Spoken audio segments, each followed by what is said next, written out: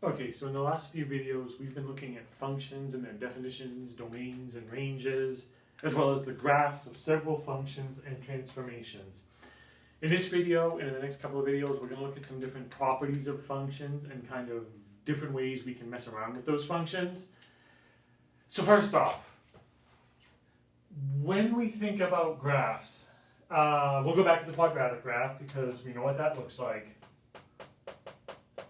F of x equals x squared, and we get the parabola that looks like that. And this graph has several properties.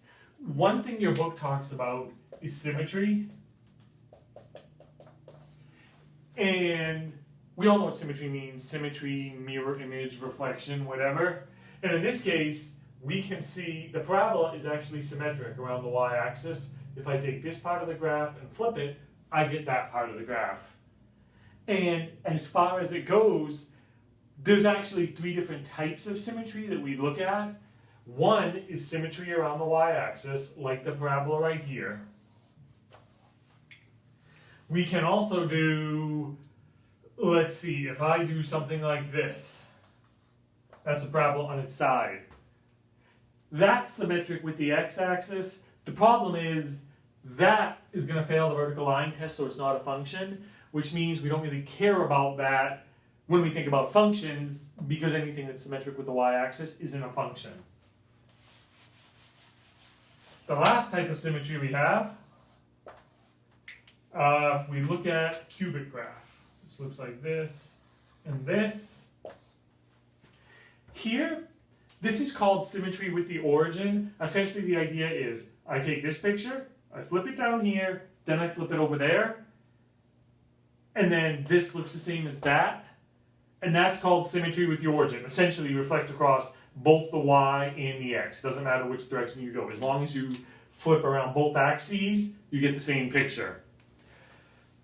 And so clearly, some of the functions we deal with have this symmetry. Parabola is symmetric with the y-axis, cubic is symmetric with the origin, and we care about symmetry, but we're actually going to generalize that a little bit more and look at a couple of other properties that use this. And they're properties called odd and even functions. And essentially, the way this works is some functions will be odd, some functions will be even, but a function doesn't have to be either.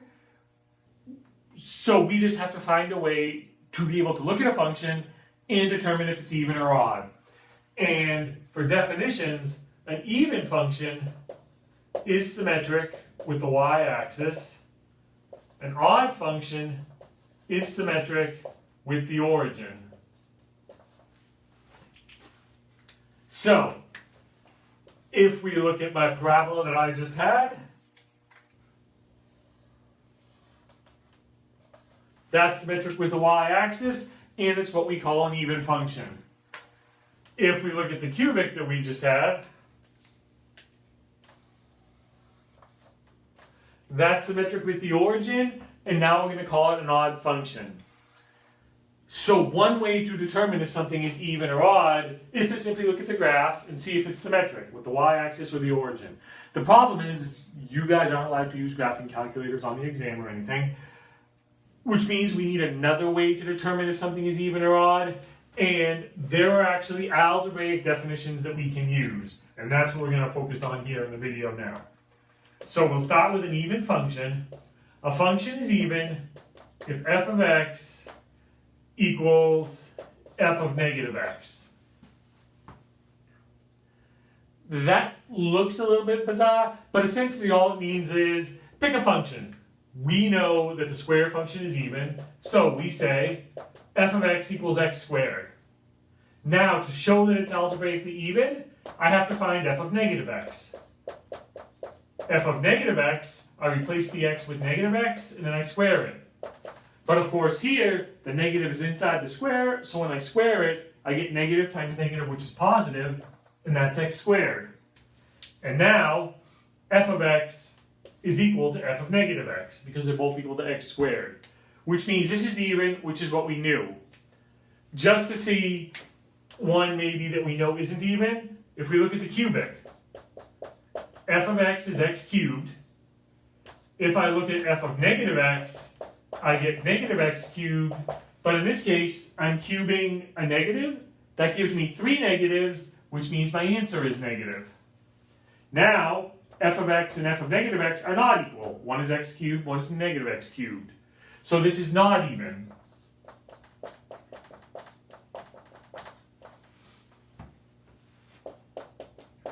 And the goal will be for any function given algebraically, since we won't have access to graphing calculators, to be able to do this algebraic trick right here. So this is the rule we have to remember. A function is even if f of x equals f of negative x. We're going to do several more examples of this, but before we do that, I want to look at the algebraic definition of odd functions, and then we'll put them together and look at some problems. So, for an odd function, we say f of negative x equals negative f of x. So since we know the cubic function is odd, again, we'll kind of use that as a start to see what goes on here. So, we start with f of x, which is x cubed, then I look at f of negative x. We already did that in the last one, that's negative x cubed, which is the negative of x cubed, because I have 3 negatives. Now I find negative f of x. Negative f of x is the negative of f of x, which is x cubed. Now I distribute the negative in, I get negative x cubed. So f of negative x is equal to negative f of x. They both equal negative x cubed. So it's an odd function. If we look at something like x squared, if we have f of x equals x squared, f of negative x, we've already done this, is negative x squared. The 2 negatives cancel and it's positive x squared. Negative f of x is the negative of x squared, which is just negative x squared. And now clearly, f of negative x is not equal to negative f of x, so it's not odd. So we kind of get an idea of how these definitions work. And like I said, now I'm just going to do a couple of examples of random functions so we can kind of see how to work through some problems with even and odd functions. So, I want to actually get rid of the graphs now. Suppose we have f of x equals x squared plus 2. I want to know if that's even or odd. You can do this in different ways. As far as the way I do it, generally, I start by looking at seeing if it's even. Then if that works, I'm good. If that doesn't work, I try odd. If that doesn't work, then I'm done. And one thing to keep in mind that's confused people in the past, a function is even, odd, or neither. It can't be both even and odd at the same time, and it doesn't have to be either of them. It can just be neither. You just have to run the tests. So, to see if it's even, the definition says f of x has to equal f of negative x. So, f of x is x squared plus 2. F of negative x, I replace my x's with negative x, so I get negative x squared plus 2. Negative x squared, the 2 negatives cancel, that becomes x squared plus 2. Those are equal. So the function is even.